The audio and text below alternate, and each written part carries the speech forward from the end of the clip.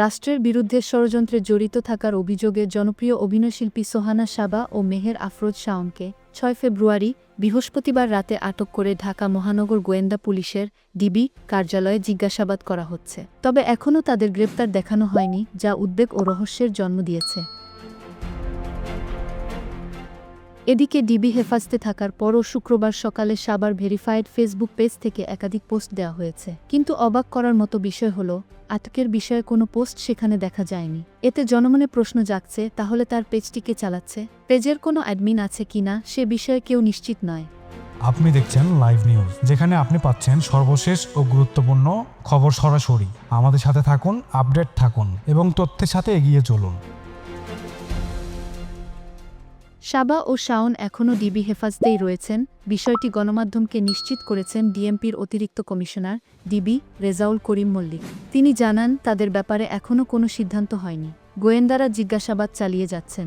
বিস্তারিত পরে জানানো হবে। যদি এখনও সাবস্ক্রাইব না করে থাকেন, তবে দয়া করে সাবস্ক্রাইব বাটন ক্লিক করে আমাদের চ্যানেলটি সাবস্ক্রাইব করুন আর নোটিফিকেশন বেলটি অন করে রাখুন, যাতে আপনি আমাদের প্রতিটি লাইভ আপডেট সহজেই পেতে পারেন।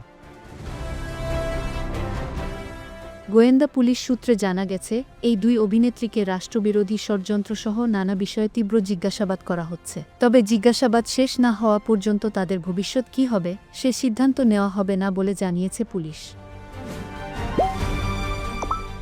এর আগে গভীর রাতে ধানমন্ডি এলাকা থেকে সোহানা সাবাকে আটক করা হয়, যা তার ভক্ত ও শুভাকাঙ্ক্ষীদের মধ্যে চরম উদ্বেগের সৃষ্টি করেছে। এরপর তাকে ডিবি কার্যালয়ে নেওয়া হয়। অন্যদিকে বৃহস্পতিবার রাত ৮টার দিকে ঠিক একই এলাকায় থেকে আটক করা হয় মেহের আফরোজ শাওনকে।